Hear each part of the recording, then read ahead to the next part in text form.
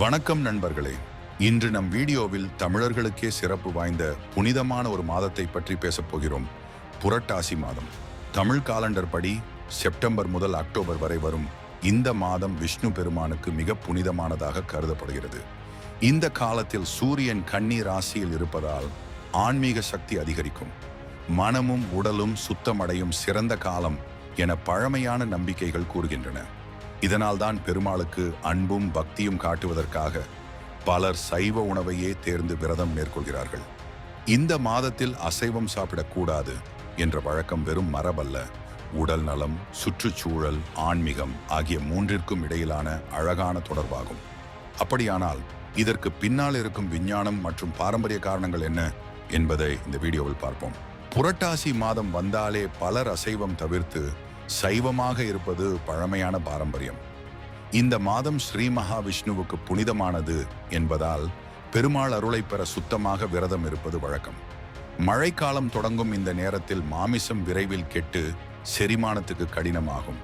அதனால் காய்கறி, பருப்பு, கீரை போன்ற சைவ உணவுகள் உடல் ஆரோக்கியத்தையும் நோய் எதிர்ப்பு சக்தியையும் பாதுகாக்கின்றன.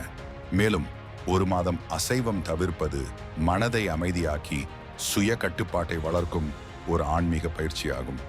எனவே புரட்டாசி மாத சைவ விரதம் பக்தி, உடல் நலம், மன சுத்தம் ஆகிய மூன்றையும் ஒரு சேர பாதுகாக்கும் அழகான பாரம்பரியமாக கருதப்படுகிறது. புரட்டாசி மாதம் தமிழர்களுக்கு மிகவும் புனிதமான காலமாகும். இந்த மாதத்தில் தினமும் அதிகாலை எழுந்து நீராடி வீட்டையும் பூஜை அறையும் சுத்தம் செய்தல் முக்கியமாக கருதப்படுகிறது. வாசலில் கோலம் போட்டு திருநாமம் இடுவதும் வழக்கமாகும். ஒவ்வொரு சனிக்கிழமையும் பெருமாளுக்கு நெய் தீபம் அல்லது மாவிளக்கு ஏற்றி துளசி மாலை சாற்றி சிறப்பாக பூஜை செய்வது பக்திக்கு முக்கியம்.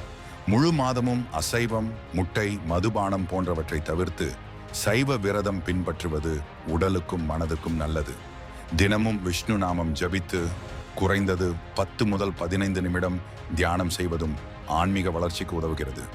திருவோணம் நாளில் அருகிலுள்ள விஷ்ணு கோவிலில் சிறப்பு பூஜை செய்து வறியவர்களுக்கு தானம் வழங்குவதும் பரிந்துரைக்கப்படுகிறது. குடும்பத்துடன் சேர்ந்து பஜனை பாடல்கள் பாடி பக்தியை அனுபவிப்பதும் மனத்தை மகிழ்ச்சியுடன் நிரப்பும். இதனால் புரட்டாசி மாதத்தில் இந்த வழக்கங்களை கடைபிடிப்பதால் உடலும் மனமும் சுத்தமாக இருந்து விஷ்ணுவின் அருளை பெறலாம். புரட்டாசி மாதத்தில் செய்யக்கூடாதவை: மாமிசம் உணவருந்தக்கூடாது. இந்த மாதம் விஷ்ணுவுக்கு அர்ப்பணிக்கப்பட்டதால் சைவம் மட்டுமே பின்பற்ற வேண்டும். திருமணம் அல்லது சுப நிகழ்ச்சி நடத்தக்கூடாது. புனித மாதம் என்பதால் விழாக்கள் வைக்க மாட்டார்கள். கருவேப்பிலை மரத்தை வெட்டக்கூடாது, செல்வம் குறையும் என நம்பிக்கை. புதிய வீடு கட்டுதல் அல்லது தொழில் தொடங்கக்கூடாது.